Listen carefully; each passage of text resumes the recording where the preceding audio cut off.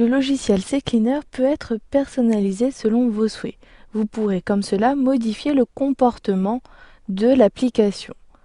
Par exemple, lorsque vous ouvrez CCleaner, en double-cliquant sur le raccourci, vous avez ici un avertissement qui vous demande d'autoriser ou non le programme à apporter des modifications à Windows. Vous pouvez supprimer ce message d'alerte. Je clique ici sur oui pour ouvrir CCleaner.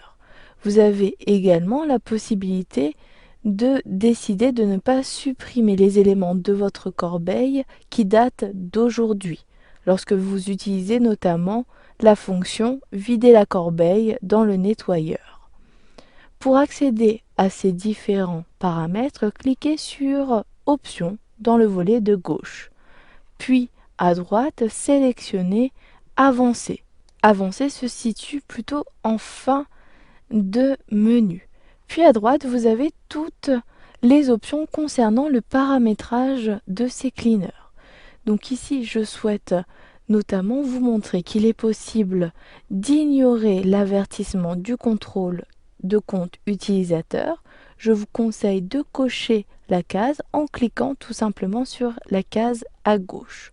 Vous pouvez également, tout en haut, montrer les détails dans les résultats du nettoyeur. En effet, lorsque vous nettoyez votre système ou encore les fichiers générés par vos navigateurs Internet, vous n'avez pas tous les détails.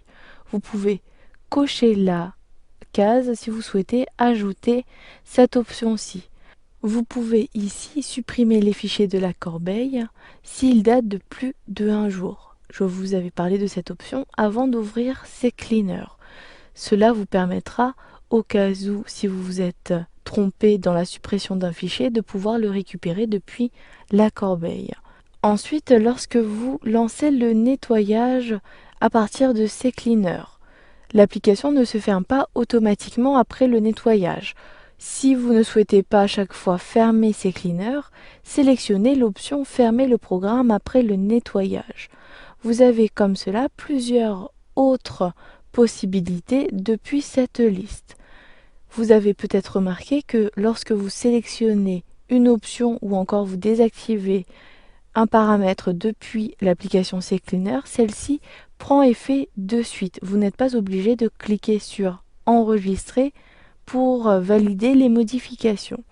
Ensuite, une fois que vous avez terminé de paramétrer votre logiciel, fermez l'application et celles-ci seront prises en compte pour les prochaines fois. Je ferme ici l'application et à présent, si je double-clique sur le raccourci CCleaner, je n'ai plus l'avertissement de Windows. Vous savez maintenant personnaliser le logiciel CCleaner selon vos souhaits.